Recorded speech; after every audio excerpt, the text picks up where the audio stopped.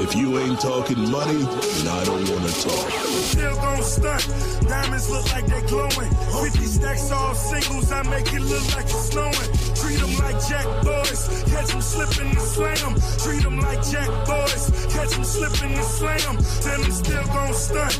Diamonds look like they glowing. 50 stacks all singles, I make it look like it's snowing. Treat them like Jack boys, catch them slipping and slam. Treat them like Jack boys, catch them slipping and slam.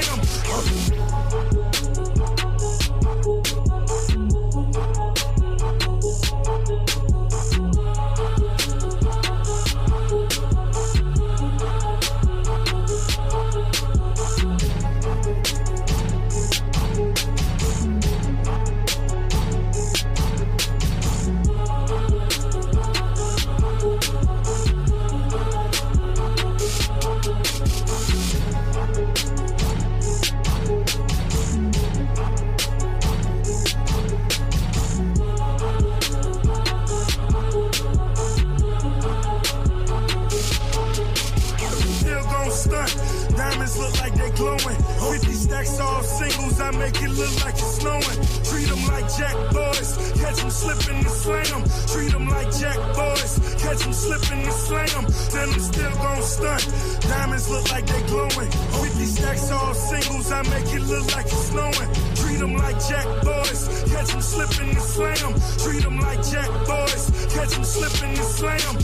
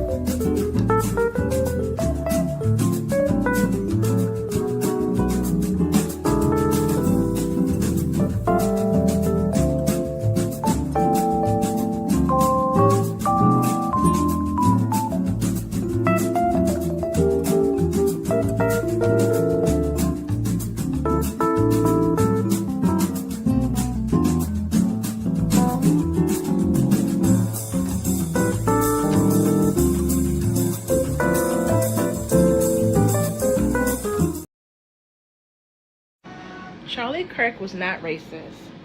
Charlie Kirk's goal for black people is to get out of the oppression mindset. Do y'all know that accepting oppression into your life is a word curse? A word curse. There's life and death on our tongue. When you choose to accept that you are oppressed, you are welcoming poverty and all the things that are not of God in your life. When you claim that you are a Christian, but yet you're following leaders who are marching around these streets saying, oh, democracy this and democracy that, we are the oppressed people. You are literally following the opposite of what God teaches in the Bible. The Lord freed us from oppression. That's the doctrine that I follow. Those are the words that I follow. Those are the words that Charlie Kirk also followed when he was here. Amen.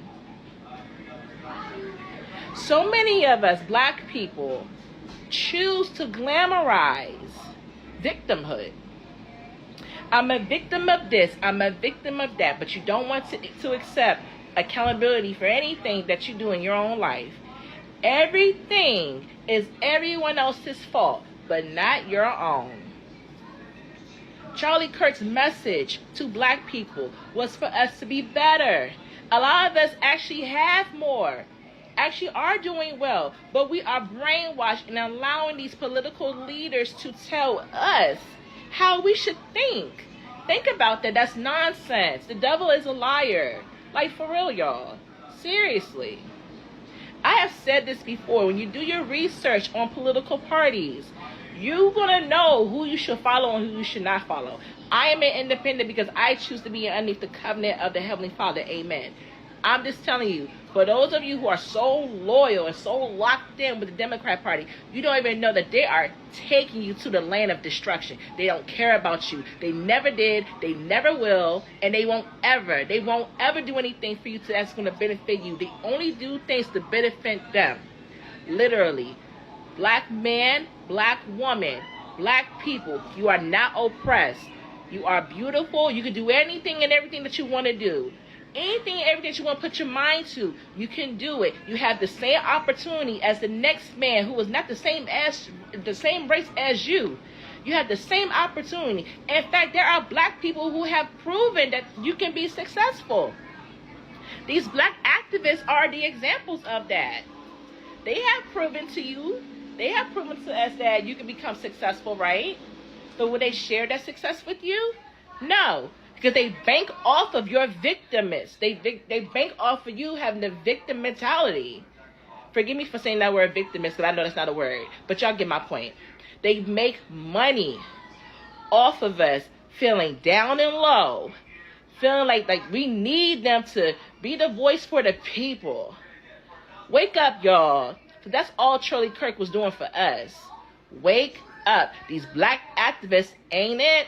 They want you to stay down because they make money off of you. They're using you. You're not oppressed. You're not. And the moment you all realize that, you're going to have so much freedom. You're going to have so much freedom. And the moment you start walking in that freedom, that's when you become a threat to democracy. Because we're not living in democracy. We're living underneath republic. That's why we're able to do all the things that we're able to do. But y'all understand this. My fellow black men and women, you are not oppressed people. We are free. We live in a free country. It is time for us to believe in that thing. Amen and amen.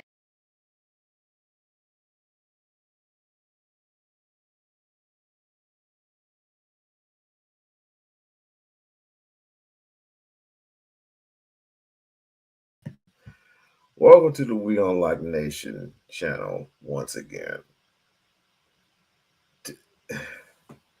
Someone said facts. We're not oppressed. Yeah, right. Okay. Well, I'll leave that to y'all's opinion. No sympathy or empathy for Mr. Charlie Kirk. No sympathy or empathy for Mr. Charlie Kirk. This is your night, your opportunity to express as such. I never knew the man other than a couple of nights ago when I heard a couple of clips. And yeah, he's just whiter than any other white man. And I said some of the things that I said, and I looked even deeper into it. And for the simple fact that people always have, white especially, always have Martin Luther King in their mouth. They always have any political leader or any socialist or any black socialist or any black freedom fighter or etc. in their mouth, simply because, in my opinion, they want to not necessarily be them, but to have the same status as them. In my opinion, Charlie Kirk wasn't nothing but a white supremacist, but in a way that would shock the world, which the world is shocked right now. You have the right and the left fighting against each other simply because this man had an effect on Americans, especially black Americans, and a few white Americans. We haven't necessarily heard other ethnicities quite just yet. It's coming. Believe me, it's coming. believe is coming. But I'll dive into that a little bit later. Here's another clip. They were actually better in the 1940s. It was bad. It was evil. But what happened? Something changed. They committed less crimes. Maybe they were afraid. I mean, 4,000 black men, women, and children were killed in violent lynch mobs. That's your explanation. But I guess, racial terror permeated American culture for hundreds of years. Black America is worse than it has been that affected in the last 80 years. The generational psyche of an entire group of people? No, I'm sure it did. I'm not discounting that. I'm just... So he believed that the 1940s, we had it good. Now, I often heard people mention that back in the Jim Crow era, that we had it good. Back in the Jim Crow era, where they were still hanging black folks by the neck, that we had, just because we had these marriages, we were marriage, and we had upkeep, we had discipline in the home, but we were still oppressed. Yikes. 1940s, 1950s, 1960s, it was no better. It was no different. But again, this is just my opinion. Everybody's riffing and raving, acting crazy, saying, Scrooge, I want to piss all over his grave.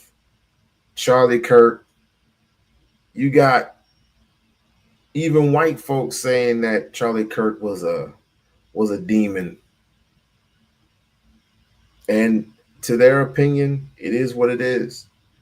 My question is, here's my question. Why are we so involved? Why are we involved?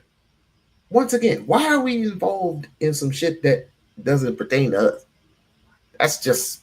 That's my question. No one's asked them my question yet.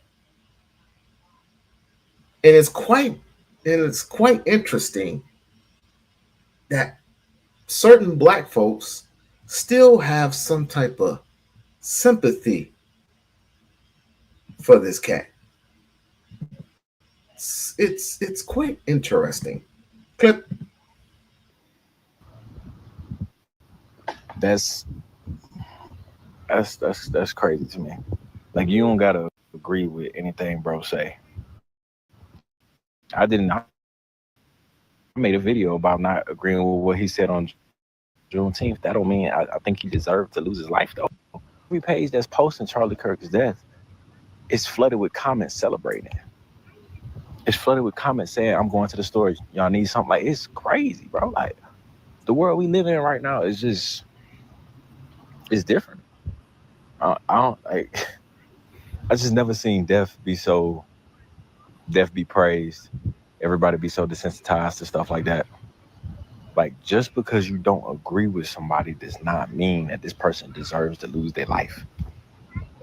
That makes no sense at all. You don't have to agree with anybody, but he was still a great father. He was still a great individual. He just had different views, different political views. That's sick, bro. It's never been easier to start a podcast than with Rivers.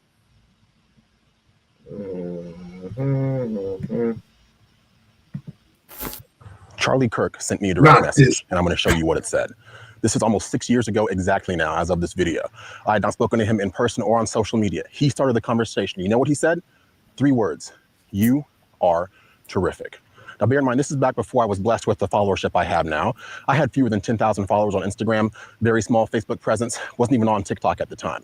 The fact of the matter is, this young man, this leader of Turning Point USA, reached out to me and saw something I had done. And he felt so moved that he reached out to me himself to encourage me. And then he went a step further. He invited me to the BLS, which is the Black Leadership Summit Turning Point USA was putting on in Washington, D.C.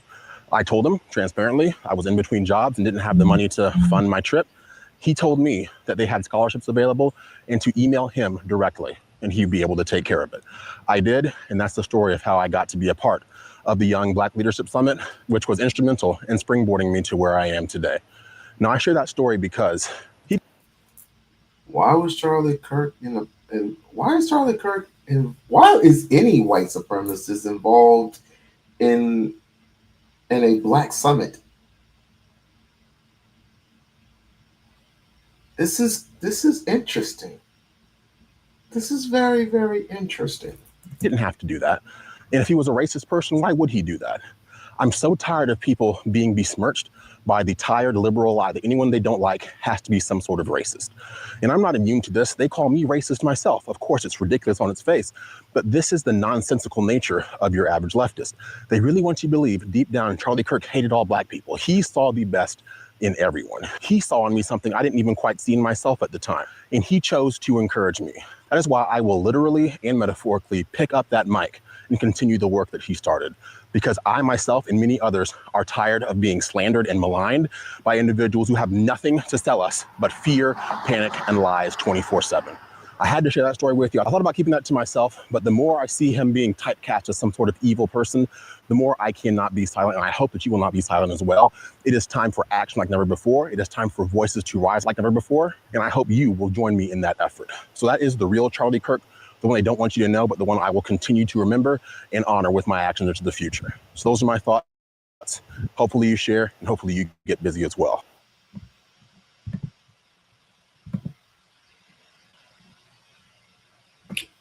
I bet you dimes to dollars that if the race war were to happen today, he would be on the front line commanding the charge. I bet you he would. I bet you all these people who have sympathy for Charlie Kirk, which I have no empathy or sympathy whatsoever for white folks who want to do harm to us, period, by voice or by choice. I had no sympathy and empathy for those.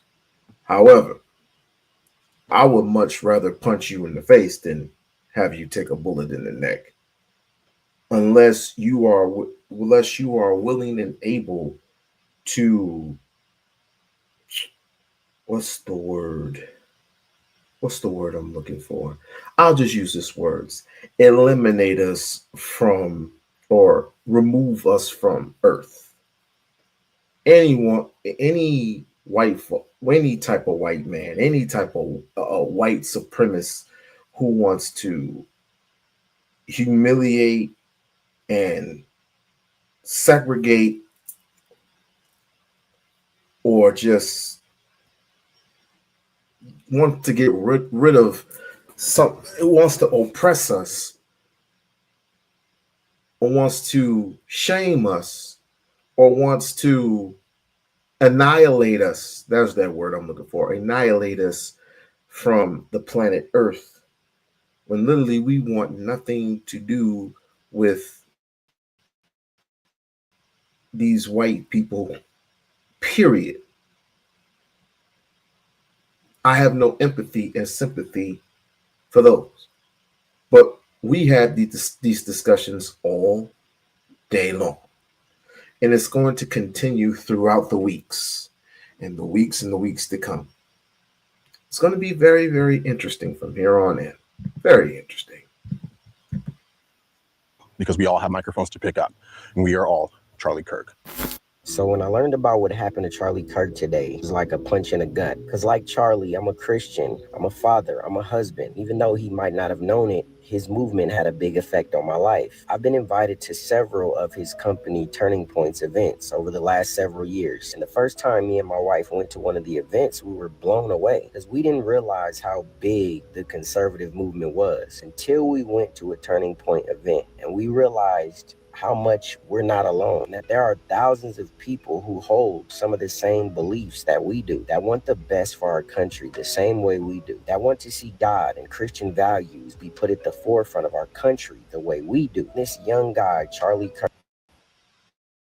Kirk, was at the forefront of this massive movement, this juggernaut of a movement. So when I learned about what happened to him today, it really broke my heart. I thought about his wife, his children, his close friends, all the young people whose lives he's helped and affected. So I started to pray for peace that surpasses all understanding for all of them. I started to pray that the Lord comfort them. And as I was praying for them, I started to get peace about it, because I realized what the enemy meant for evil, the Lord will turn around for his good, and the Lord will be glorified through this. He will get the glory. I think that this is going to awaken many Christians to be more bold about their faith, to stand firm on their beliefs and who they are, and be proud to represent Christ no matter the cost. See, Charlie Kirk planted a seed in thousands and thousands of the next generation. And now that he's gone, now that they've made a martyr of him, that seed is only going to grow. It's only going to get bigger. So I want to say God bless Charlie's family, all of his loved ones, all of the people who loved him. He was an inspiration to a lot of people. Charlie Kirk was a fearless warrior, and he inspired others who are going to make the movement even bigger. As for me, this is going to make me more bold in my faith, make me continue to stand up for the truth and what's right. May God get all the glory. If you want to build an app and have no idea how to code or where to start, check out Base 44. I built this daily habit tracker. Today has been one of those days, guys. So, for those who don't know, today is my birthday, September 10th. And of course, you guys know what happened. And it's been difficult to finish up the day. I hope you guys can wake up. Those Americans who call themselves independent or, oh, I'm just Switzerland, I'm just neutral, I'm not into politics, wake up. Wake up. You can't keep putting your head under the sand and pretending you don't see what is going on. For those creators on the left, rejoicing that we lost a patriot, your day is coming. Malipo ni duniani. The payment is on earth. I was hoping he was going to pull through, but I wish I had not seen that close up. For any of you rejoicing and saying, yeah, good, he died doing what he did, he loved doing, just know he's in heaven right now. He died for his beliefs. More than you can say about yourselves, you cowards. You cowards who hide behind a keyboard and make threats all over the place because you're so hateful. You're no Americans. You're no liberals. You don't love this country. You hate anyone who loves this country. As conservative creators have gotten banned, death threats, cancelled. We're sitting here wondering, should we just back down? Is it that unsafe? We have to back down? No. No, because that's what they want. You guys keep asking me, oh, what changed? Oh, well, you used to be so apolitical and now this. It's because of this behavior from the left. They say you're hateful while they display the hate. They call you a Nazi, well, they're the ones who are acting like Nazis. They rejoice when people are crying. Those are demons. Those are not human beings. Democrats don't love this country. And you who say you don't care about politics, you better wake up. This is your wake-up call to see what's really going on. I am so sick and tired of these radicalized lefties who hate this country and everyone who stands up for it. This is a man with a wife and children. I don't care how you felt about him. You don't get to rejoice. America, wake up. Wake up. This is not about politics anymore. This is about good and evil, not red versus blue. Wake up. Watching that video of Charlie Kirk, I'm not a crying man. Since MLK, this man changed America in ways that he never gets the credit for. I mean, we can credit us even having Gen Z, millennials, and any generation after completely to Charlie Kirk. Generation of people has been shot on live television.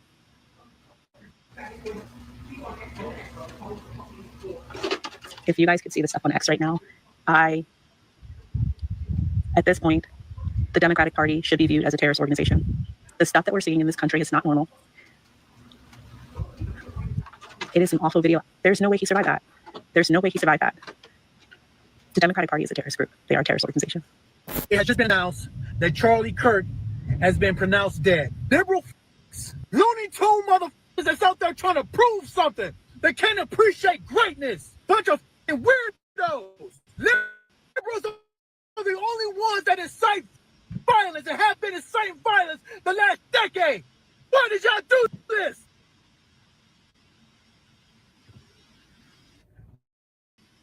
Why? The man did not do anything but educate 31 years old. The way you took him out was uncalled for. Then you got people on the internet right now jumping in joy because of this. You all disgust me. You disgust me. Hey everybody. This your boy Jamal. I'm just doing this before I take off and leave. Please stop saying this is, stop it. Real quick. This ain't rhetoric on both sides. Tommy Sotomayor assaulted, conservative, black man. Now Charlie Kirk assassinated. Every time Charles White assaulted, chased out. This isn't happening to Democrats. This isn't happening to liberals. Liberals can go where they want to go, any place they want. Nobody stops them and protests them from speaking on a college campus or speaking places. This is just conservatives that they target. So please stop the lie. This is both sides. No, this is not both sides. This is one side. The Democrat Party and liberals who cannot deal with someone of a difference of opinion. And if we want to stop this, make the FCC ban any network that allows people to call people Nazis, fascists, because they have a difference of opinion. When half of the nation backs you, you are not a threat to democracy, you are not a fascist, you are not a racist. I have to pause for a second. I do. I just have to pause for a bit of a second. And so if I let it linger on, I just wanted to know the thoughts from some of these people, and it's quite astounding that we have this many black folks in America praise. Wow. So all I can say is wow. I mean, if you're praising, if you're praising him, I mean, God, I mean, you might as well praise Hitler, because he had an opinion too. Yes, he had an opinion too. That's it. But let's check out other opinions, if we could, shall we? Let's check out other opinions. Fair use. Families of people in Buffalo and El Paso, because when things like this happen, apparently thoughts and prayers are enough. You will never catch me being one of the creators. It's like, oh, this is such sad news. If you're going to remove my appendix and you're a black lesbian, see a black pilot, you wonder, you say, I hope they are qualified. If I see a black pilot, I'm going to be like, boy, I hope he's qualified. I'm dealing with somebody in customer service who's a moronic black woman. I wonder, is she there because of her excellence, or is she there because of affirmative action? Thomas Sowell and Justice Clarence Thomas are far better black role models to celebrate than Martin Luther King. Period. End of story. They deserve to die, and I hope they burn in hell. What up, my beautiful black people? Welcome to Black People Politics Network. I'm Mr. Red. Let me just say, this ain't about celebrating the death of Charlie Kirk. This is about context. Charlie Kirk wasn't just some loudmouth on the internet. He was head of Turning Point USA. He was shaping the minds of the youth, particularly white youth.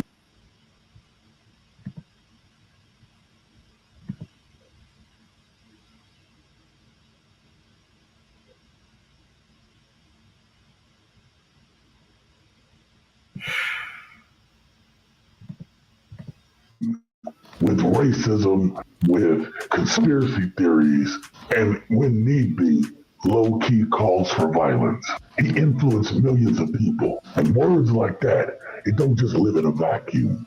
They have consequences. And this is why it might seem like some in the Black community don't have remorse for this man, because we know what people like Charlie Kirk, who uses divisive rhetoric, what it means. A bunch of dog whistles, a bunch of words stoking more division. We can't hold it against Black people for feeling the way they do based on the things that people like Charlie Kirk say and do. Okay, like honestly, all jokes aside, that was a hit. And who wanted that man gone? Like, that was legit a hit. Can't nobody convince me it wasn't. That was a hit. It's something deeper than what we all see and know, but that was a hit. Man, they put that boy Kirk on a shirt, dog. Kirk on a shirt. And the crazy thing about it is they saying it's a boomer. It's got to be one of these Vietnam vets, bro, because ain't no way. That shot placement was fucking immaculate. I don't really care about, him passing away and all that because, that man was definitely not for mainly us, but he was definitely, one of those people who was in the cult of MAGA, so I really could care less about him. I live like a capitalist every single day, Shank. I live as a capitalist, okay? I live when I believe. What do? I get dirty every single year. Because of DEI, it begs the question when you see a Black pilot, you wonder, you say, I hope they are qualified. For his last words to be gang violence and to get popped in the karate like that by a fellow white, whoop-de-doo! The man asked him, how you feel about mass pew-pewers, right? Dude say something about, do that include gang violence, or what about gang violence or something like that? Do you know how many mass shooters there have been in America over the last 10 years? Counting or not counting gang violence? 2 seconds later, pew-pew go! Kool-Aid spilling out his shit. And you expect me, as a Black person, a Black man, to feel bad about that shit? His last point of his life was trying to be on some racist shit. Don't let these people gaslight you into thinking that, oh, you're a terrible person for not feeling bad about it. Bitch, this motherfucker was out here like many nigga, put your shirt on. Others shitting on people who were pew-pewed, and then we're just like, oh, that's just life. A win is a win. A win is a win. I don't care what y'all say. A win is a win. Charlie Kirk has made his career by calling us criminals, by dismissing systematic racism, or at least he talks about it, using it in a way to try to bolster certain points. And he also weaponized stereotypes. I mean, this man tried to compare quote-unquote black-on-black crime to mass shootings. When we know that the people who are doing these mass shootings that people really have concern about don't look like us, man. People mock our culture to continue to protect white gun culture. But that ought to tell you the state of America in 2025, something that we have been talking about for a long time. We really needed to do something about this gun violence, and yet, in his final moments, this is a statement that you're going to have to go to his maker. Having said, how can we feel sorry for someone who really didn't care about us, our community, our plights, how we even got here? He would talk about how the Black community is where it's at, but never talk about the underlying reason for it. And again, it comes back to systemic racism. We would never talk about that, at least not in a meaningful way to let us know that he was an ally. We need that type of vibe from him. Imagine your last words being, is that with us or without us talking about gang violence, and then getting killed by a white man in Utah.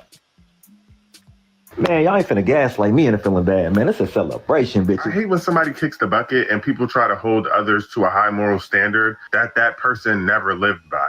It's wrong to talk bad about Charlie Kirk like that. He just lost his life. What about his family? You know what else is wrong?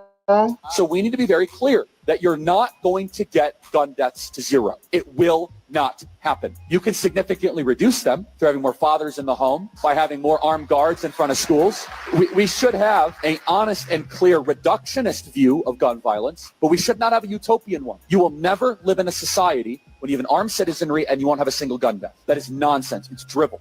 I think it's worth it. I think it's worth to have a cost of, unfortunately, some gun deaths every single year, so that we can have the Second Amendment to protect our other God-given rights. That is a prudent deal.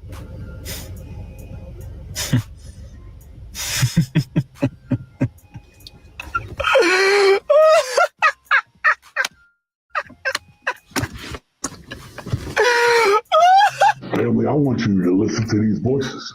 These are your voices. This is what I built this channel upon, so you can understand that there are people that may feel the way you do.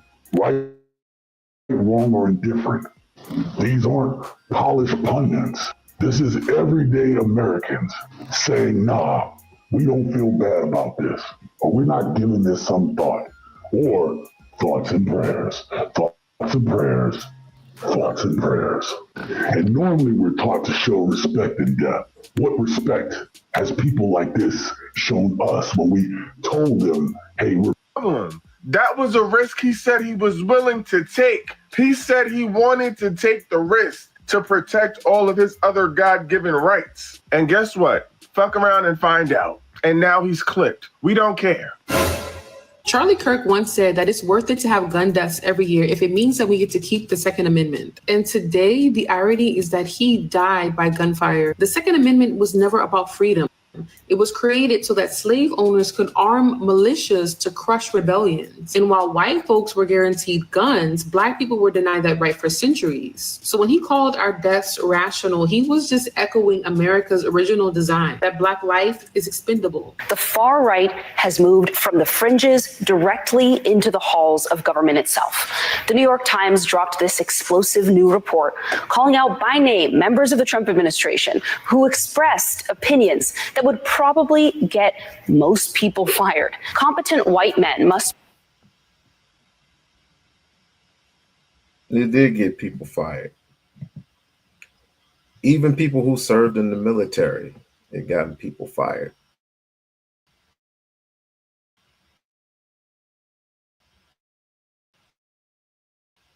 Full Charlie Kirk had an opinion, but us black folks, we couldn't have an opinion because he was such a poetic figure. He was a citizen, just like everybody else. But let me not tell you, I have other people tell you, because I don't want to be the one that says, he's not right. He's out of his mind. No, my opinion is just like everybody else. It's my opinion. And my opinion is he was nothing but a white supremacist, the next step to Richard Spencer, who was another right-wingist. It was just another right-wingist. And for you, and for anyone to sit across from me and to tell me, and to tell me this was a great man of substance, he may have been. But his choice of words were very, very poor and very, very unjust. Just like the people from the alt-right. Did he deserve to get shot? No. Does he get served to get pushed in the mouth for saying what he said? Yes. He will still be alive. But at some point, people, I have to be honest with you. At some point, this is going to get very dangerous. In my humble opinion, and this is not just from me, I have empathy for all my black brothers and sisters when I say this. At some point, we need to start thinking. Here's why. You have no base. You have no guns. You have no bullets. Oh, just because you have a CCW and just because you have one gun, or let's just say for the sake of argument, you have multiple guns. You can only choose but one gun. And most of those guns come from the right. They have resources that you don't. We have the type of source that if they wanted to, they can involve the police, they can involve the FBI, they can involve anybody they want, and there would be nothing, absolutely nothing that you could do about it. You forgetting who is the president of the United States of America. Now, I know it don't mean much to you. And believe me, I have no sympathy or empathy for anyone who wants to cause us harm in any way, shape, or fashion. He was a bigot, yes. Charlie Kirk was a bigot, yes. But we also have to think we're not involved in this. I'm just reviewing the blacks who are crying, and it's quite interesting. I don't want to say the word pathetic, but it's quite interesting. It is quite interesting that black folks would literally sit up here and start moaning and groaning for a man who said that Martin Luther King was a nobody. Paraphrasing. He was a bad person. Not everybody has their opinions about Martin Luther King, but that wasn't meant. I expect people like Charlie Kirk to say some ignorant shit like this. I expect people who say that. But to have the following people, us black folks, will sit up here and criticize a man who has specifically died for our right to live as a people is very upsetting. Again, I expected that from the right, but I never expected this from us. So therefore, in other words, you're letting this man off the hook. Some of you, not all of you.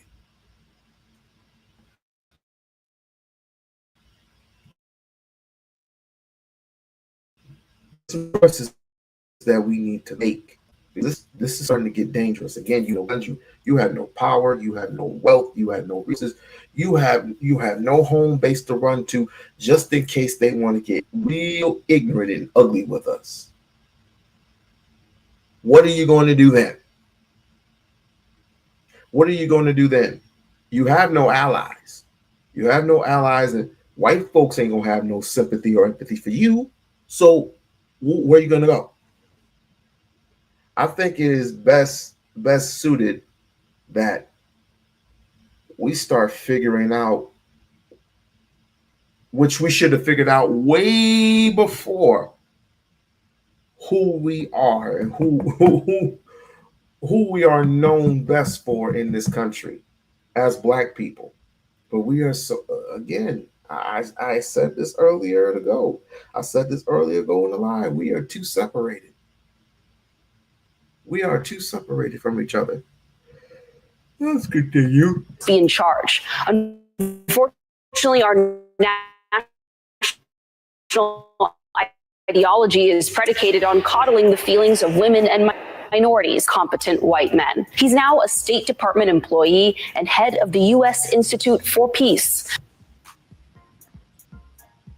And Paul Ingracia, who has posted on social media, quote, "Exceptional white men are not only the builders of Western civilization, but are the ones most capable of appreciating the fruits of our heritage." He is now Trump's pick to lead the office of special counsel. Is this the best you can do? Living around white people is not a human right. You don't get to live with us all the time, all right? Does it look like I care that you were talking to me? This is our country that we built. Yeah, white immigrants built this country. Thank you. It was a lie they told us. And yes, I understand that black people have been a part of this country since the beginning because of slavery. And the logical consequence of slavery is that, we have these people displaced in this country. And, at the time, maybe the better choice should have been to just send them back to Africa. How about Grant, go back to where you came from? Because clearly they can't integrate in a proper society and live with us without just murdering each other in the streets. MAGA doesn't give a damn about that man. They're not upset that people are celebrating his demise because they care about him. They're a bunch of narcissists and sociopaths who have no empathy for others. What they are upset about is seeing the response of lots and lots of people to the demise of people like them, people who share that same hateful rhetoric. Also, don't ever let a white American tell you that violence is never the answer. Because that's a wrong message from a wronger messenger. Dear Grim Reaper, I'm just saying, if you're coming back to harvest, if you are around to do a little reaping, we are perfectly fine with you expanding on the 3-person rule this time. You could take a handful. You could take a list. We'll live. We will be okay. We give you permission. We give you our joint permission. Woman, I advise you to please shut the hell up. because you don't know what you're saying. Thank you for your service. The reason you have to get a driver's license, the reason you have to get a pilot's license, the reason why you have to get a boat. The president of the United States say. You're going to hear Donald Trump, the president of the United States, set the stage for a broader deployment of federal troops in cities like Chicago and Baltimore this time. And he does so not. Okay, I can't stand it, especially the guy in red. Like, what are we doing, fam? What are we doing, fam? Shit, okay. All right. What are we doing? All right. I had to check up on my boy again. I had to check up on my boy and see how he was doing. And quite frankly, he has never wavered and he never disappoints. But this is too goddamn funny. Let's listen. From Bed-Stuy. You're from Bed-Stuy, Brooklyn. Yeah. Okay. Marcus Garvey, Van Buren. Thank y'all, because he tried to do that South Carolina thing. It's from New York, so we know the New Yorkers, they're in Caribbean. Evergreen. So I've been around certain areas, and like I said, I've watched unalived a few days ago too, in the middle of Lily White, Utah. Yeah, but the thing so is, wow, that happens all over the place. We cannot allow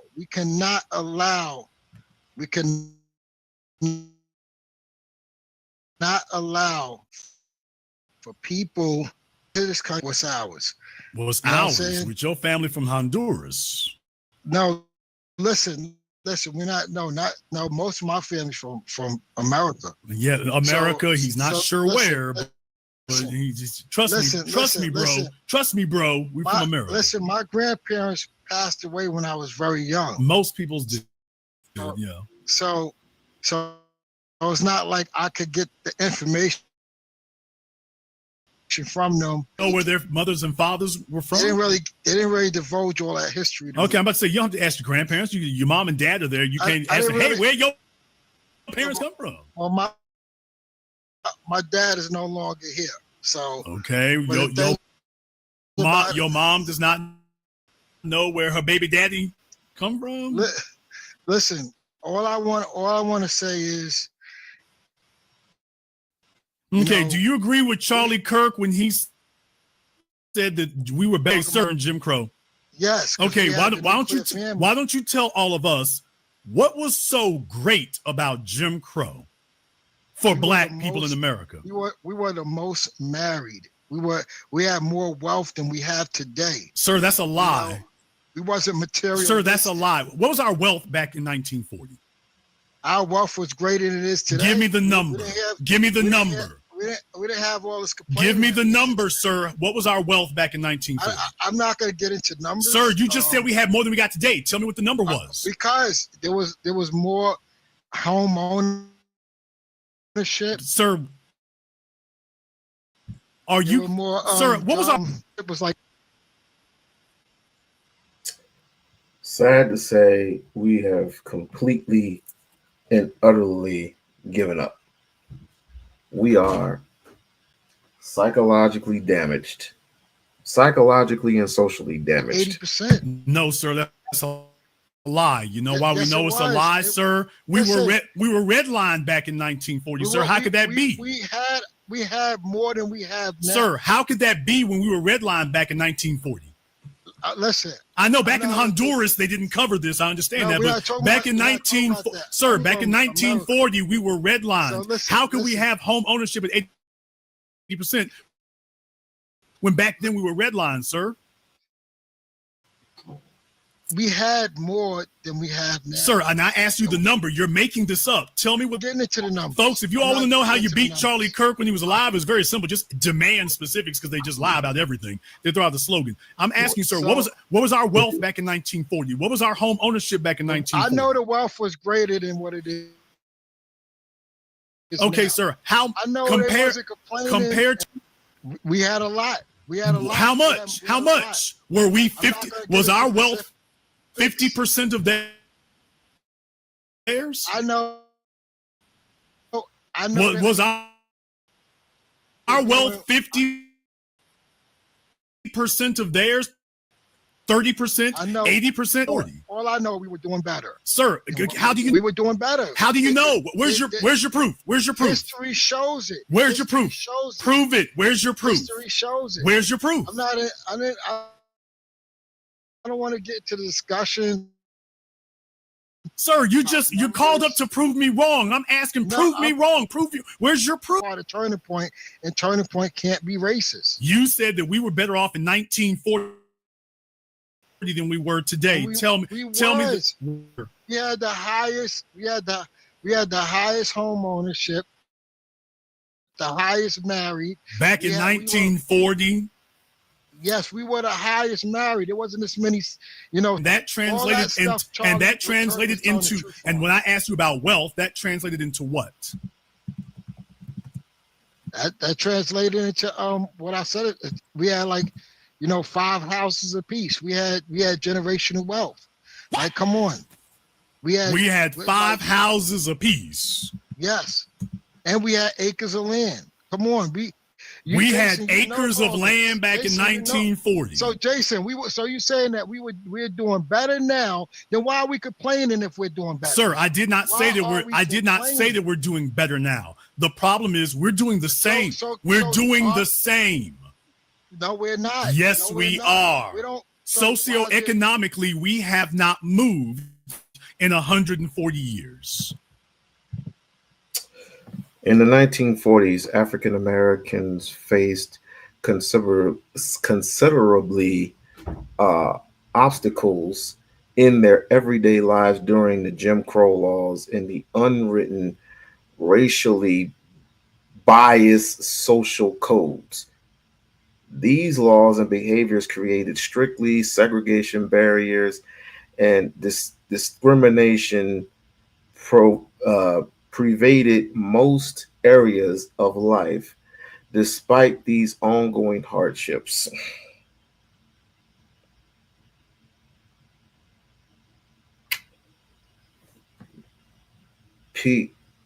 people are such victims, dude. And that's the fault of black folks voting Democrat. So it's not the fault of the government rigging it against us. It's our fault.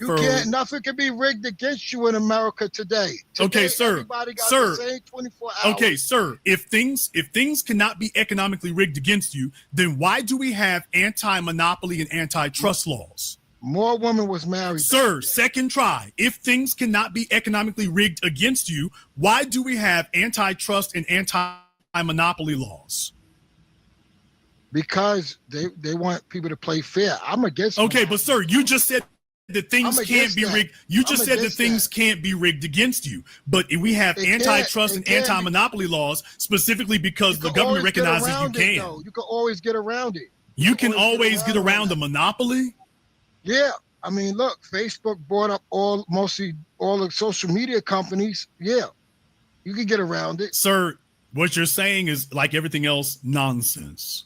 The reason that we have anti-monopoly laws is because they call it monopoly because you can win the game and nobody else will have anything. So we have to prevent that from happening. Facebook is not proof of not having monopoly. Facebook is how you create a monopoly.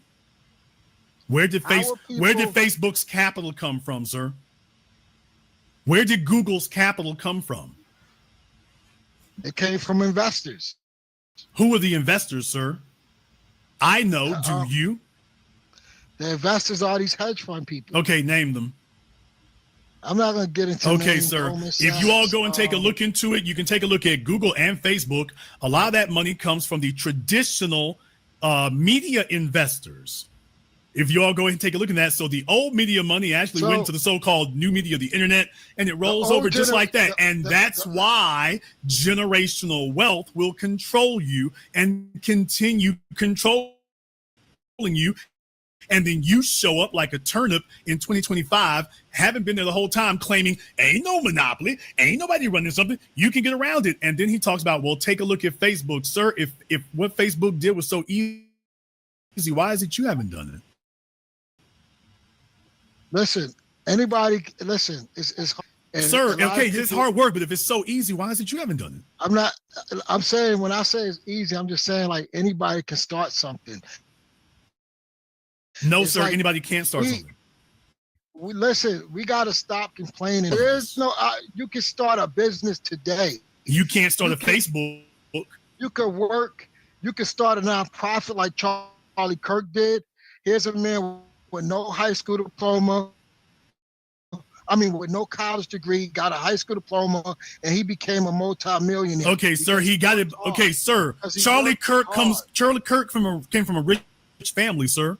No, he didn't come from no rich family. Okay, sir. What did his dad do for a living? What did his dad do for a living? Working class. What was his father's profession? Sir, I know you're a part of Turning Point. You don't know what Charlie Kirk's dad did for a living?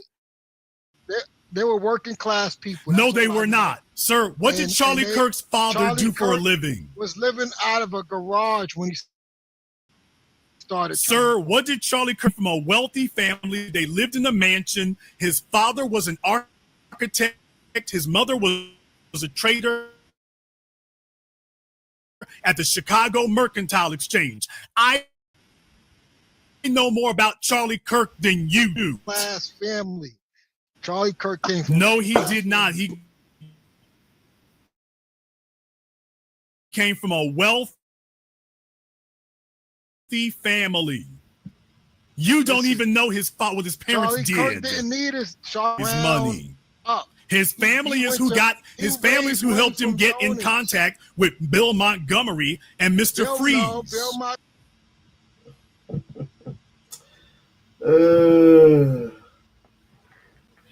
In the South, Jim Crow laws excited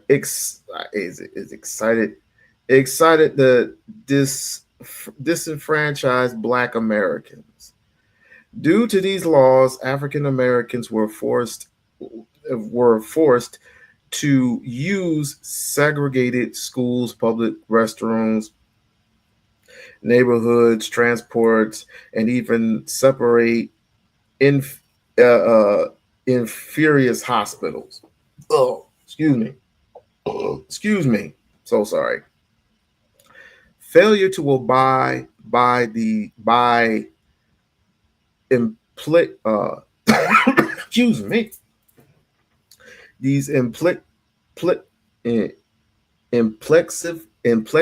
laws and accept cultural norms resulted in fines, jail time, harassments, or even outright violence against Blacks, hangings, and so on and so forth, who sought to challenge these inequitable systems.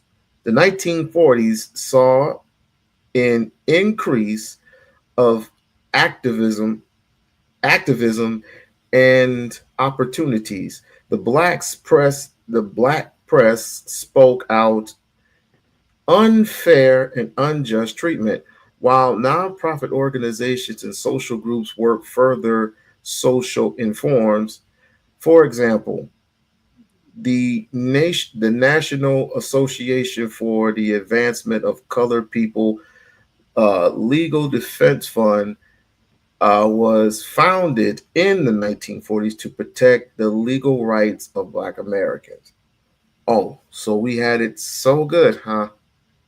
Okay, I got you. We had it so good. Montgomery went to a Tea Party event. No, sir. Charlie Kirk's family were the ones who got him. Are you telling us that Charlie Kirk was just a teenager who walked into a Tea Party room and they said, "Hey, kid, come over here"? Yeah, they just came and said, "Hey, don't go to college. I want you to start this turning point." But sir, we know that that's a lie because Charlie. You told him not to go. That's why Charlie Kirk never went. Sir, you're Charlie saying that. Kirk never, Sir, ever you're saying stepped that. foot in You're the saying college that and Charlie never enrolled in college ever. Nope. Okay, did Charlie ever try to get in the military? He said he never. Sir, did he ever try to get in the military?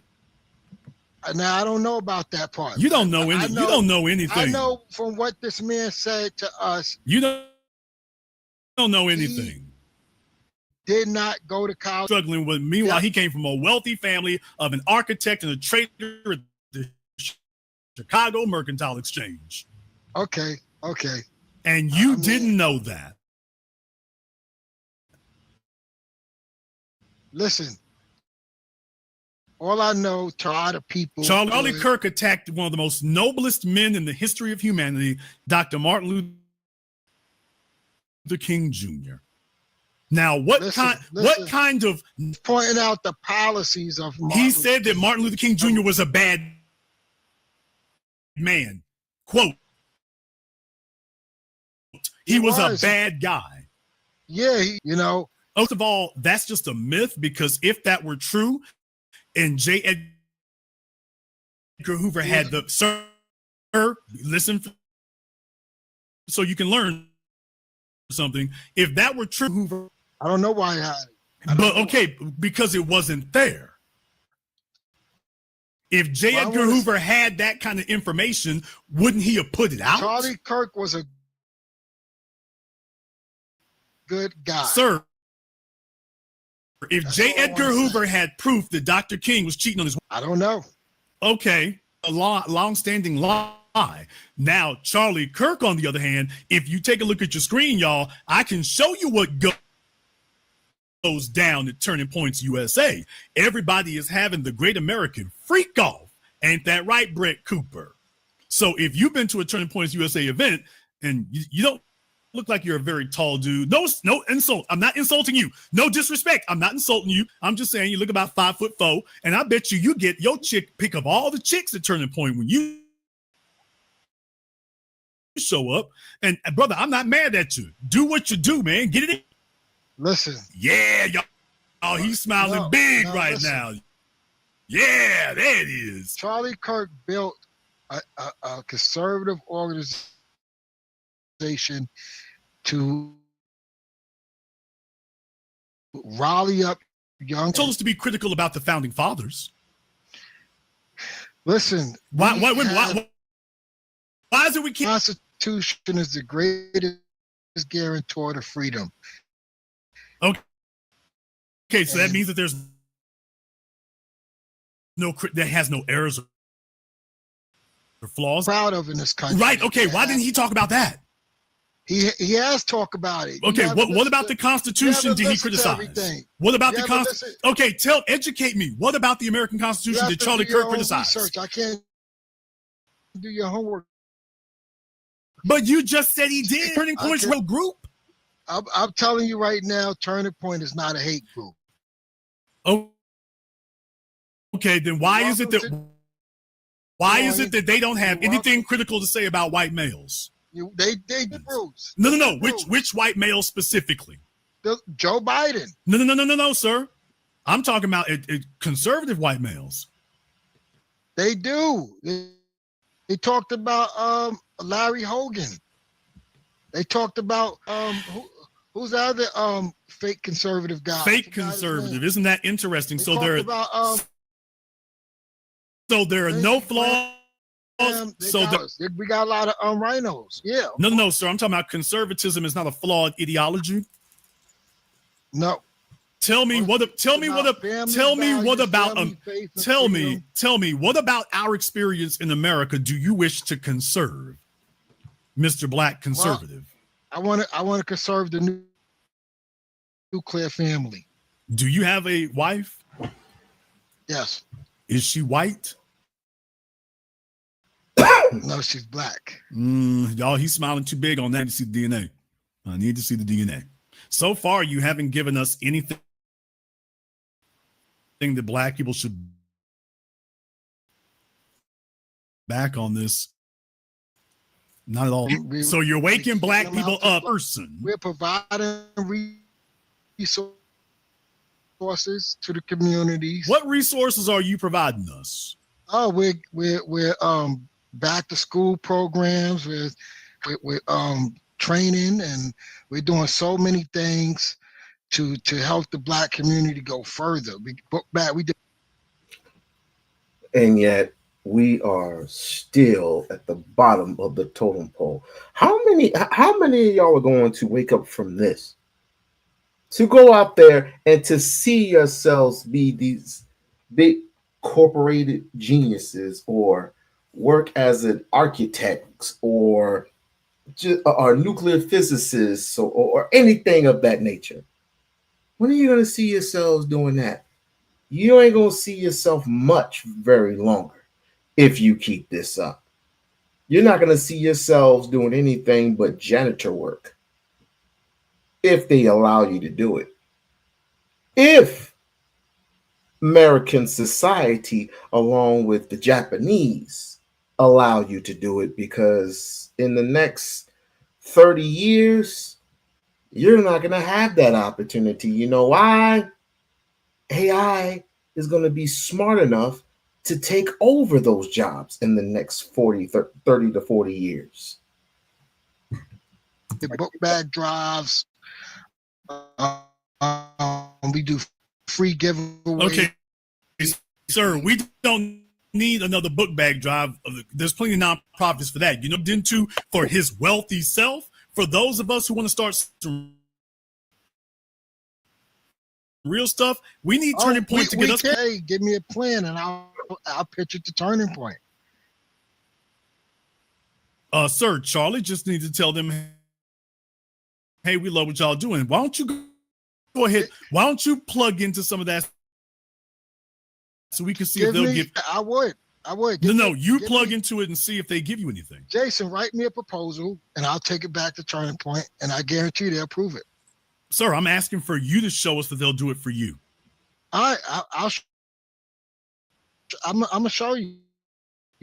Okay. Well, you come back. Okay. That was Negro Point. What? We doing better today. We doing better. We doing better today.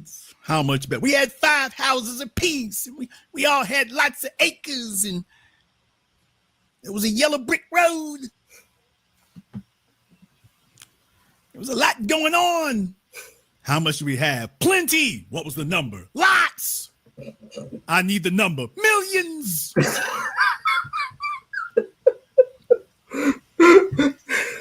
Dr. King was a bad person. Yeah, he was. Charlie Kirk was great. He sure was. So Dr. King was bad, and Charlie Kirk was the epitome of nobility. Scotty, beam me up. That was just too funny. That was just too fucking funny. What is wrong? Yep, we've given up.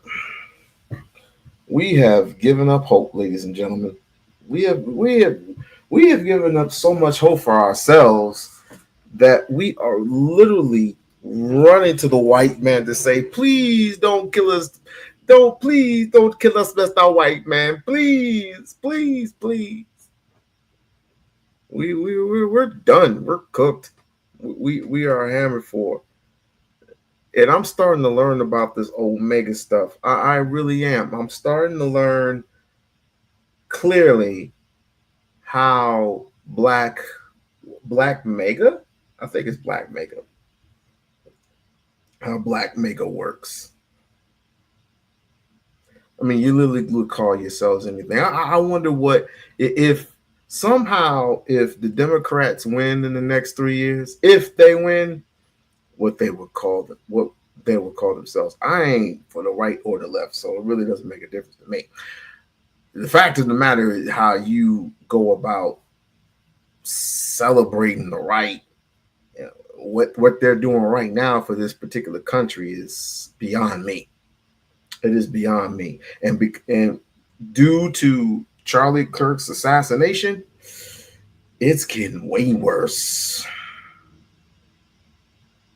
this is interesting. This is what's called entertainment, people. This is the entertaining part. You know what else is entertaining? Sharon's back. Just want to say that, number one. And number two, these damn panels. These god dang panels. How special they are. Venus, get this cover. Because I don't really. With YouTube Premium, watch ad-free video. I forgot to pay that. I ain't paying that shit. He believed in universal free speech, American free speech. He believed in white conservative free speech, right? Right. That's what we're seeing here.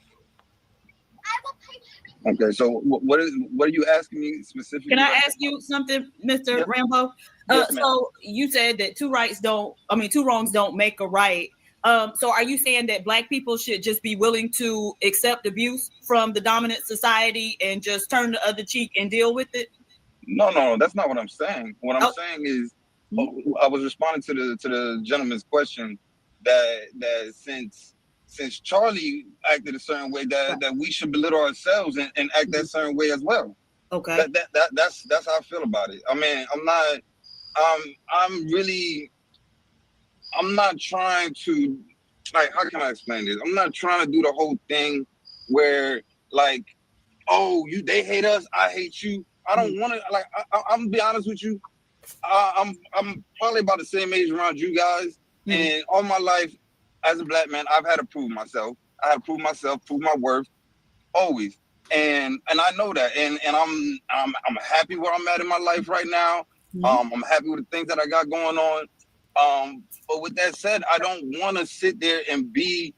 I'm just tired of the hate. I'm just like, doesn't this upset you guys a little bit? Like, honestly, what upsets me is that you become tired of the hate now, right? Right. Like right. Charlie Kirk, in my opinion, spewed a lot of hate, right? He created that whole climate of hate. Like, in my opinion, I hate to go to Malcolm's words, but this is literally just chickens coming home to roost. This is a climate that these particular conservatives have created. So my problem with what you just said is, why is it now that this hate? And y'all had a problem with Dr. Umar's words? Y'all literally had a problem with what he had stated, which was true in itself. But I just had my little 5-second forethought to it. But he will let us know. Oh, he'll let me know, because none of y'all are fans of Dr. Umar except for the following people that I know. But that's beside the point. The point is that, it's evident. It's clearly, it's not set in stone, but it's in the YouTube sphere, and it's not going away anytime soon. That this man had some type of hatred for Black America. Why would your main interests be Black America if you were from the far right and you were a white man? Why would your main interest,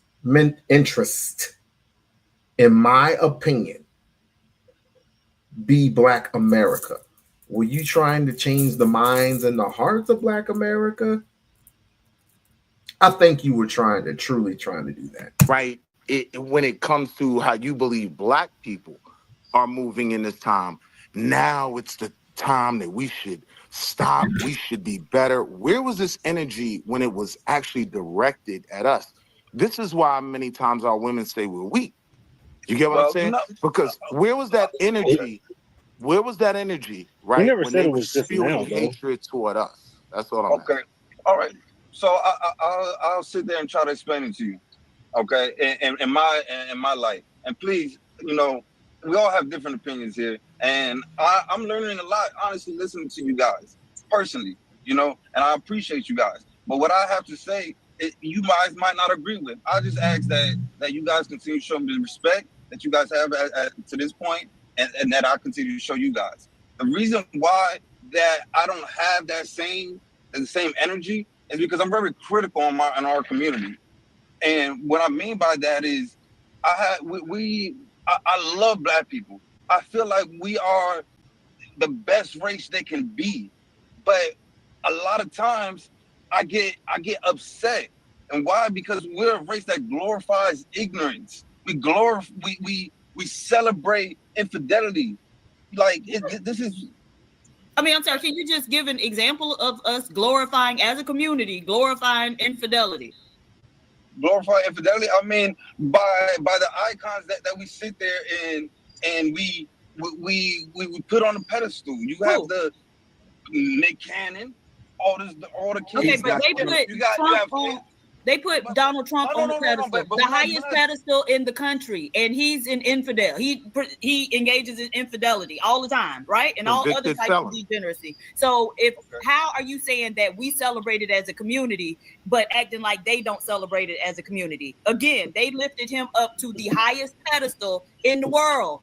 Grab him by the box. Of the free world.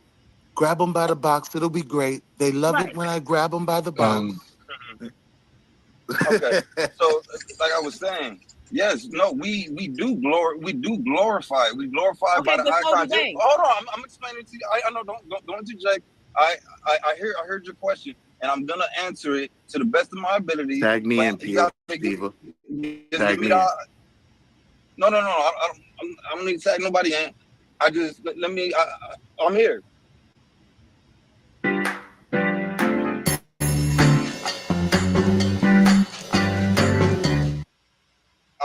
I'm a good listener. I'm gonna speak with you guys. I'm not gonna sit there and interrupt you guys and do all that other stuff. I can compose I'm a composed man. Okay.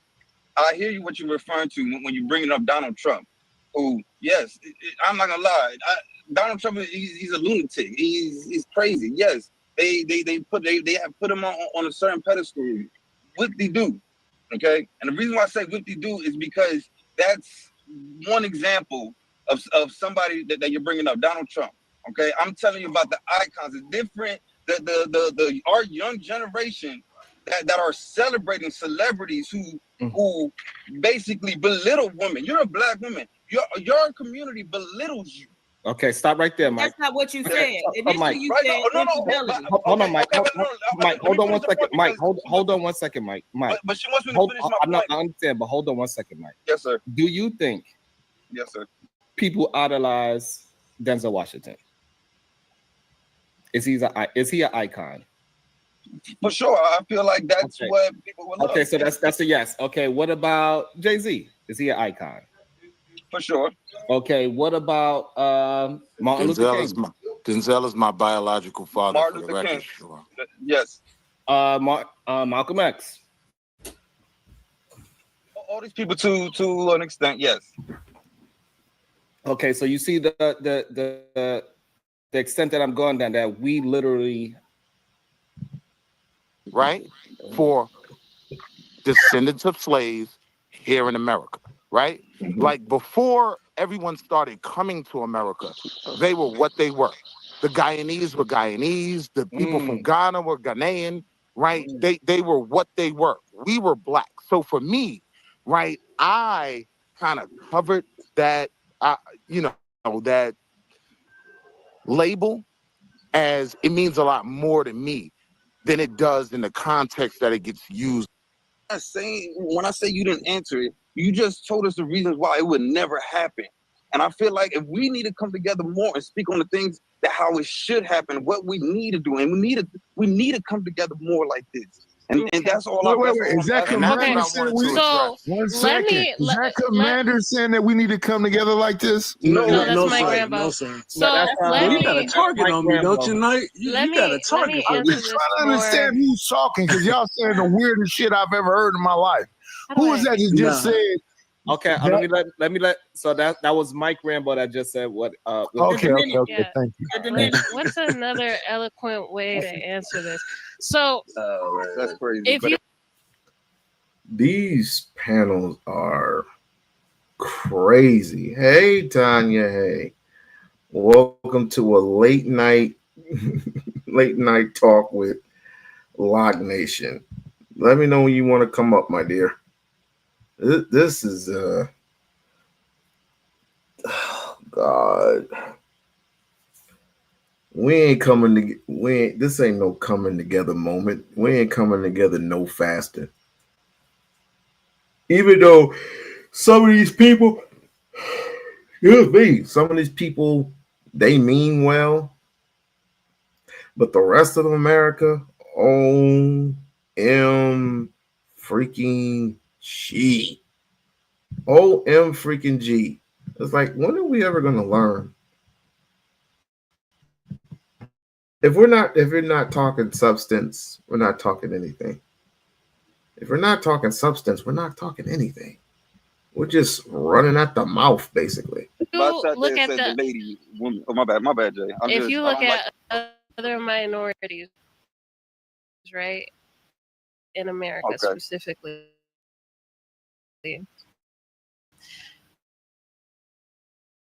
you start to notice they get to keep parts of their culture that's acceptable for white people, that they're okay with them celebrating. So unless you're calling for Black people to assimilate to their culture and just keep the parts that are considered caricatures of our culture, by all means, just be honest. Because that's the only way we're going to be deemed acceptable. The only way that we're going to be deemed acceptable is that we assimilate to what white. Hey. Hey, We-On-Loc Nation. Listen, and listen good to all the stupid people out there. Y'all is nuts, okay? Even though I don't agree with what the guy says, but he didn't have to get shot for his opinion, okay? You can disagree with the dude, but you didn't have to go shoot him. So some of these black people that celebrating it, I don't know none of y'all. Y'all is a bunch of idiots, okay? Y'all is a bunch of idiots if you celebrating this guy death. But like I said on my other show, you may disagree with him, but he has his opinion just like everybody else, and nobody should be shot for their opinion. So y'all could just go rot in hell. That's all.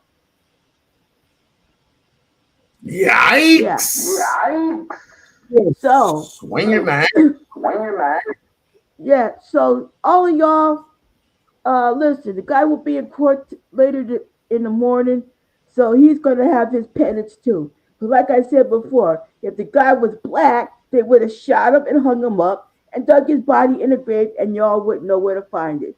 So what y'all gotta say now? And Trump is throwing all of y'all under the bus. He don't care about none of us. All he's doing, all of y'all is doing is begging for massa. Yeah, Master Trump is doing good things for y'all, huh? Hey, Master Trump, I don't love you. I love you, but I will still wash your clothes, clean your shorts, do anything you want, Master Trump. Yeah, Master Trump, I will do anything you say. I will obey your every command, Master Trump. That's what y'all so-called black conservatives are doing. Just kissing Master Trump's ass. Okay? So there. Hey, and that's all I got to say about that. And like I say before I go, in the famous words of Captain Murdoch of Lethal Weapon, I'm getting to all this shit, and all you black conservatives is nuts. See ya. Bye, We-On-Loc Nation, honey. Once again, it never fails. It never fails. She brings the smoke. She brings the facts. Well, she brings facts. Let's go. Let's fucking go. Oh, I love it when she does that. Culture deemed is acceptable. Because that's actually a part of like their European culture to like dominate and like works, though. Is there a higher standard of black culture? Literally, like yes, There has to be a higher standard for black culture, though. So what other standard? What other standard? Nigga so out of control. The boule, really? The boule. That's not what I'm talk at once. I'm not saying anything. This structure men bring to homes and Just let me know when I can go. Anytime PhD speaks, it's horror. No matter what she says, no matter what she's talking about, it's straight horror. But let me not tell you. You got a real thing for that, and I haven't really spoken since you guys have been talking. Thank you. No, I'm just pointing out this is the structure, baby. You said that fathers bring structure to the home, and I'm saying y'all can't even have no structure on a panel. And so how are you? Don't say y'all. I haven't spoken a word. I'm the one that made the statement. I haven't spoken a word. This is Sharon's house, and you're calling him a bad father. Thank you. Well, no, I think so. I guess To clarify, Jay, you're saying that there's nothing. I guess he's hold on. So I guess Hood is just begging for that. I don't understand why. I don't understand why these men act like the way how they act. I can't even say that they act like women. I can't. I don't know what that is. So Sharon, let me bridge the gap. Before you bridge the gap, I don't understand why do some men act this way? What is going on with our brothers? That they It's your fault. Yeah, it's literally your fault. You, Sean, it's your fault. I say it's your fault because I can't blame it on anybody else. I'm sorry. You're causing chaos.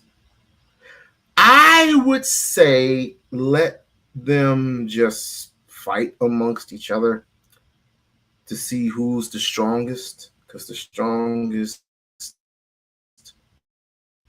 shall survive and the weak shall die. The weak shall perish. That's an amendment word.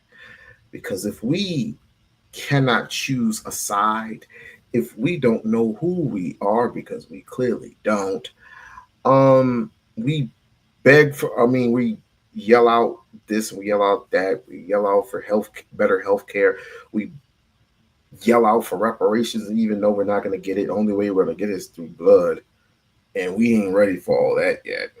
We are far from ready. Oh, we can fight. We can fight the white man. Hell, we can fight one another. But to have that all-out war with no breaks, oh no, we ain't ready for that. That's just like not fighting MMA style, but fighting Tudo style. Tudo, there are no rules. With MMA, there are rules. You can't use your head. You can't bite. You can't. I forgot what the other one was, but you can't use your head for anything. Tudo, you can use your head, knees, elbow, head. All it's survival, baby. It's survival. There used to be a time when you used your knuckles, you would just wrap your tape and there would be no protection, there would be no gloves or nothing. You would just go out at it. Y'all ain't ready for that. Y'all ain't ready to go all out. Y'all ain't ready to go when the guns blazing because there are 17-year-old white boys walking down the street with AK-47s. You ain't ready for that yet. Y'all are too emotional and too out of control. But let me not tell you that. Can I have a coherent conversation when we literally have when we trying to parse out a damn topic? They want to throw in insults for no reason. To hear your opinion. I want to challenge you for your opinion, but all you're telling me is that there's nothing we can do. That my race is doomed. Yeah, assimilate or still be considered monsters. Yes. Mm-hmm. So again, I wanted to respond directly to your question. I understand the premise of the question, like what can we do to change our image worldwide, right? I think the first thing we have to do is stop cooning on both sides, right? Men and women. Pointing out the worst of your I wish that were easy. culture, you are cooning. I don't care whether you're a black man or a black woman. As much as I love PhD, right? We all display at times traits of cooning, right? I think the first thing we have to do is stop demonizing ourselves and feeding the arguments against us, right? White people will not let you define them as Al Capone, right? White people will not let you define them as Billy the Kid, right? They push the narrative that they're defined by George Washington. You understand what I'm saying? I think the first step to directly answer your question is niggas got to stop cooning, right? As a people, we got to stop pointing out the worst in ourselves and start highlighting the best in ourselves. That I would say is the first step.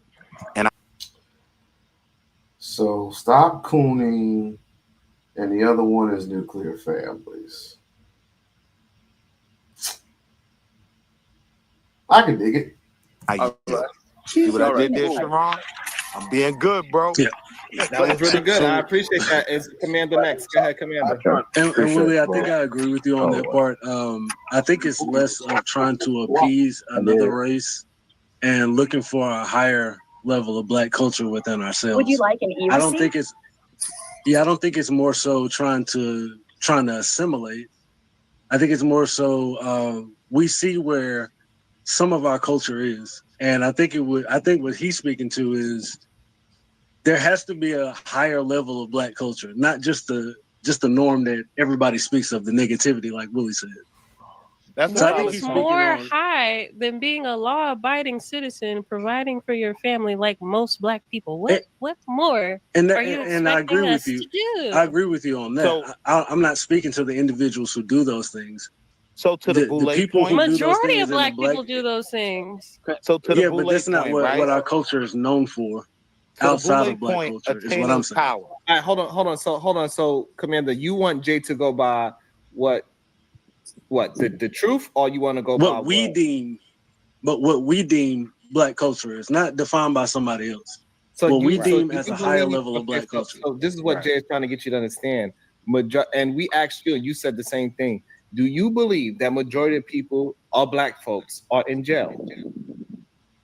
No, we've been through. Do you believe that majority of Black folks are good people? Wait, he said we've been good? No, let him answer. The point is, this is interesting to me. The negative. Hold No, on. let Commander answer. Yeah.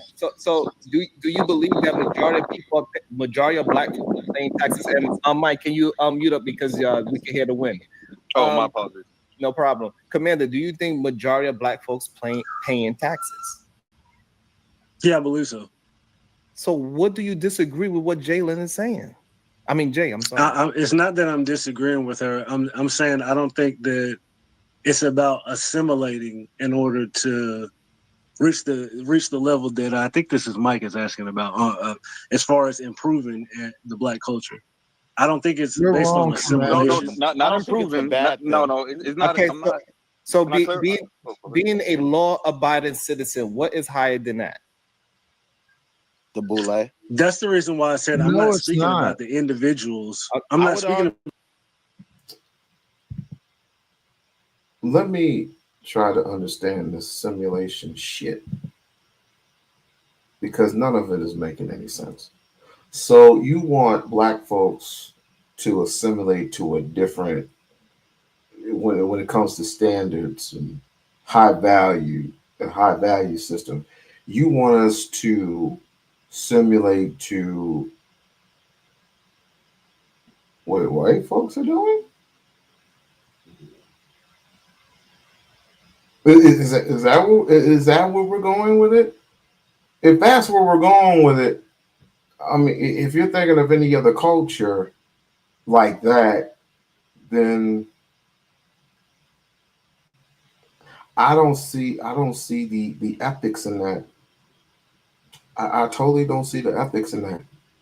We know better. We know how to act. We're just lazy.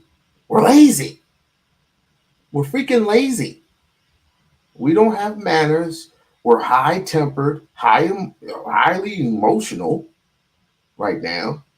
We just need to sit down and absolutely get away from stuff like this.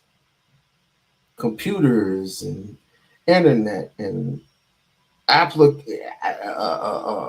applications and simulation. I mean, this is nothing but a simulation. So what are we talking about? All these applications are nothing but simulations. It's a simulation of the same shit. We get on here, speak our minds, and for 2, 3, 4, 5, 6 hours, and that's it.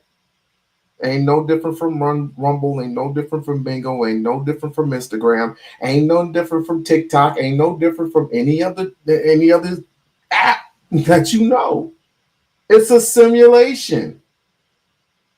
This is the only one you're gonna catch me at, other than IG, because IG, I've met so many people from IG. The same thing as Facebook, but I don't go up on Facebook too much anymore. Because Facebook is just like MySpace, is just dry. It's completely dry. So back to this simulation thing.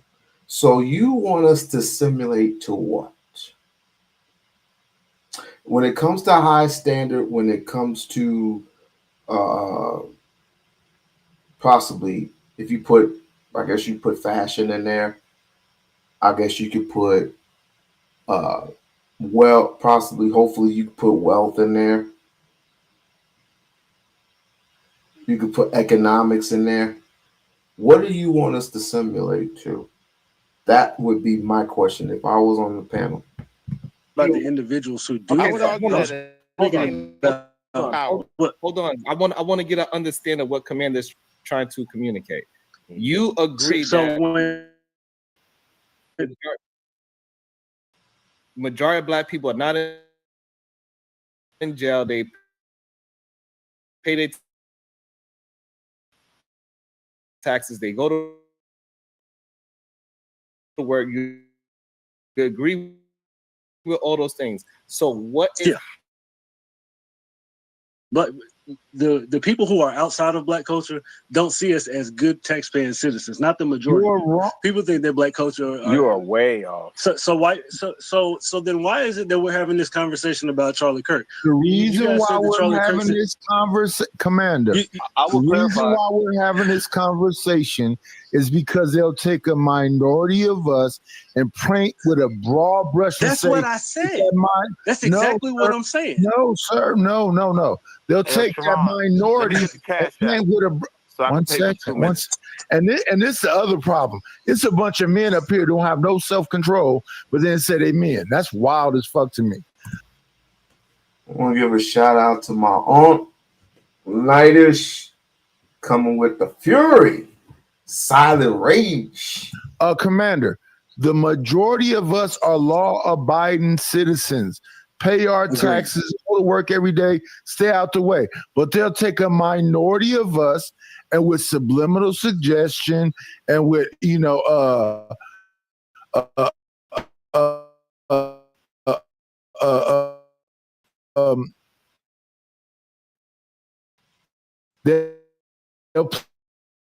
play games and say that minority is who we are as a people. But I don't think that was his question, though. His question was, how can we change the way we're viewed by the world? Why? Are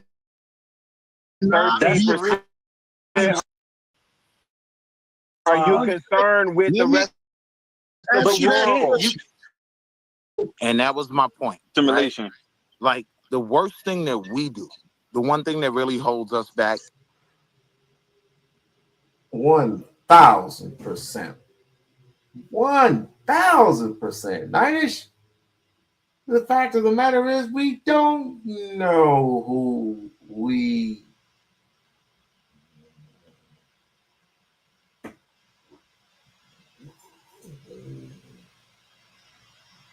are. We don't know who we are. To reiterate my point, is the cooning. We typically point to the worst things, and we want to have conversations about that. right? We don't do that. The largest society does that. The largest society say that you're coons. The largest society say that you're criminals. And we are, no, sir, you're wrong. Well, now this is where you slipping.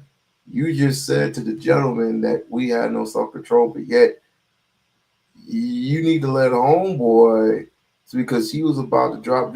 As a matter of fact, I think it just, in my opinion, he was with you. He was with you.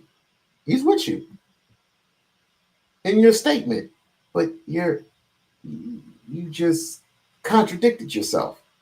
You contradicted yourself, and you said that these men they don't have no type of self-control. But you're explaining the same type of behavior. Damn it, Nidus. We're not that. You just made a point about us cutting each other off, how that was a negative. Yes, because you're wrong, and that's why I'm going to cut you off. Because us as a people, if we were actually acknowledging who we actually are, we wouldn't be having this discussion. So, ooh. Drop jewels on that nigga. Drop some jewels on that nigga. Just drop some jewels. Just drop some jewels. I ought to send them a cash after that. Again, Sharon go to work every day. Wait one second. Sharon go to work every day. He love his family. He's not a fucking criminal. He's not a coon. So why are we talking about the minority? He is a coon. Of us as if that's the majority of us. Why are we still viewed that way if the majority of us aren't that? Why are we still viewed that way then? The reason why we're viewed that way is because society. Let me answer the question.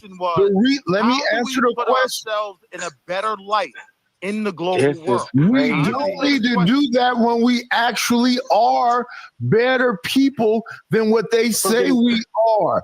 You're the one who believes the propaganda, the subliminal suggestion in movies. We all criminals. We all got swag and all that other stuff. No, you're a nerd.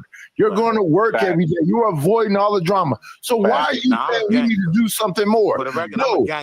I'm telling you that we need to do something more because clearly the rest of the world doesn't view it. Wait. Did you just Don't say do you it, were real Jalen. gay? Don't do it, Jalen. Don't do it, Jalen. So let me ask. I'm surprised nobody brought up the Queen. If you want to go, ain't no way. I'm surprised nobody brought up the fact. Jalen, if you want to when go, y'all you can said go. the civil rights movement. Hold on one second, Willie Will. Hold on, because y'all been jaw-jacking for a minute, right? I'm surprised nobody brought up the fact, because y'all keep talking about assimilating and how we got to improve our image when, again, Night is just drilled down. Most of us are law-abiding. Most of us are squares in L7. Most of us love protecting, and, we're with our family. I'm on this thing. When I pop up, y'all know I'm going to and from work.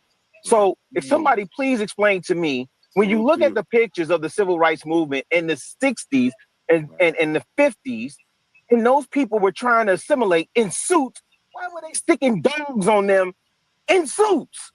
Because on the William Pettis Bridge dresses in suits. 1 second. On the William Pettis Bridge. All right, so one at a time. All right, this is what we're gonna do. Hold on, one at a time. Knight want to get it. I'd like to speak. All right, so we're gonna go Knight. Hold on, y'all. Hold on. We're gonna go Knight. No, PhD can go. Sharon, I'll wait. Okay, so we're gonna go Diva, Willie, Mike, Knight.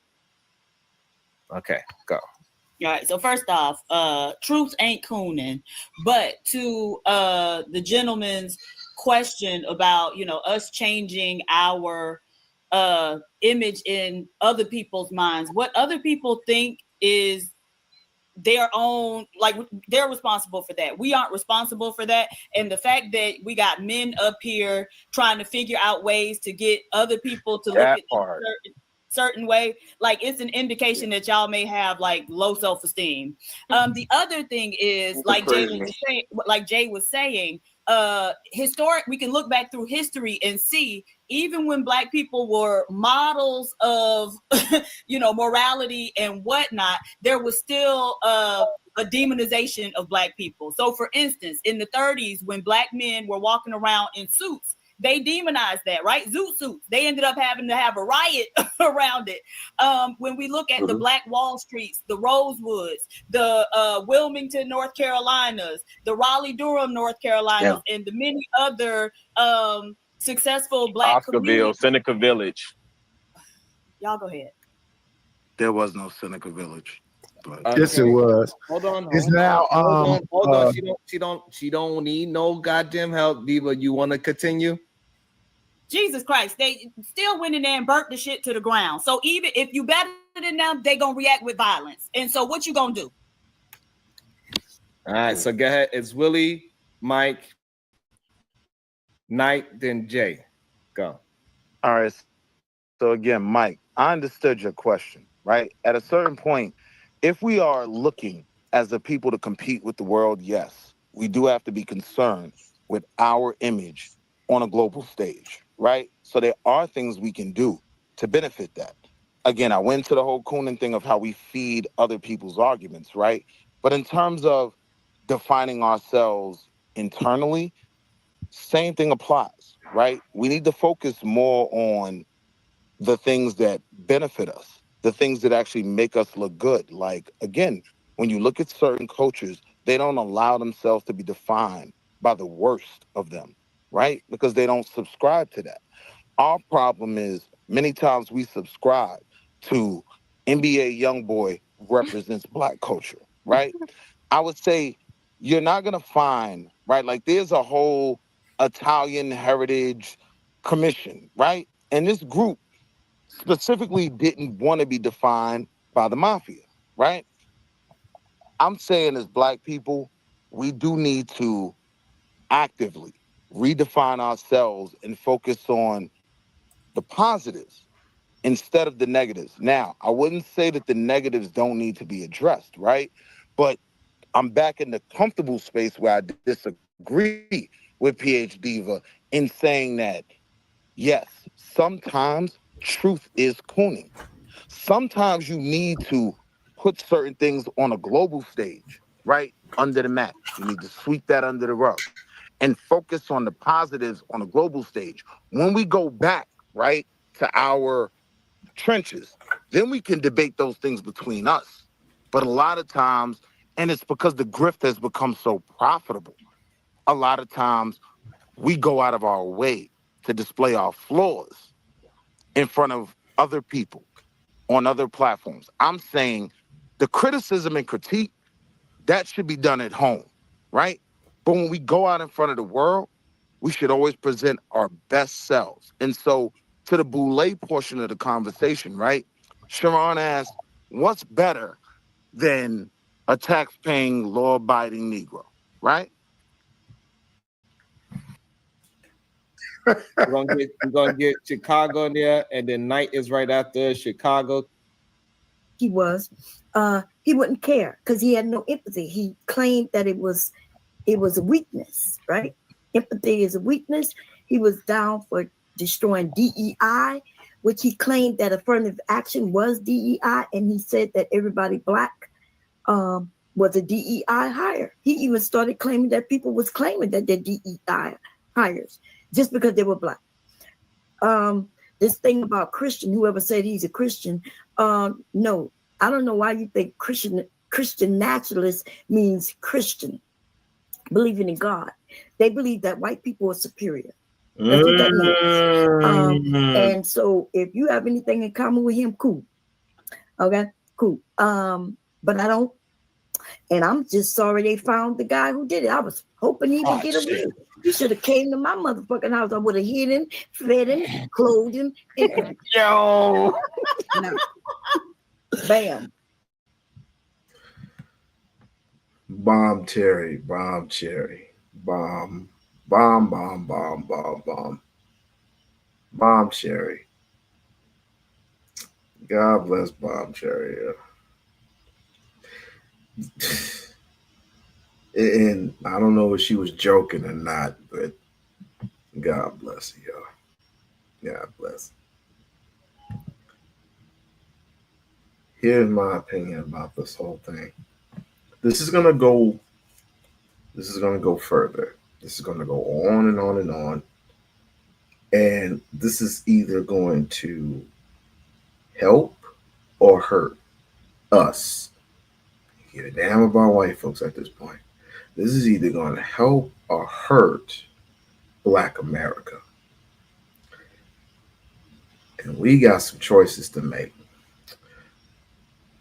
We either find a way to continue to struggle with Black people who want to struggle with us, to take this train and go vertical, or are we going to cower down and jump off? We're going to jump ship and side with these whites who have zero interest in your families or in you. Or they'll smile in your face. Or they'll smile and they'll play with you, and they'll continue to play with you like they did so many years ago. And there will be literally nothing you could do.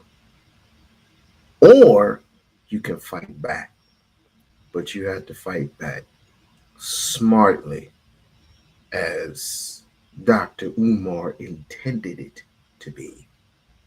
Or if you want me to not say Umar, Martin, MLK.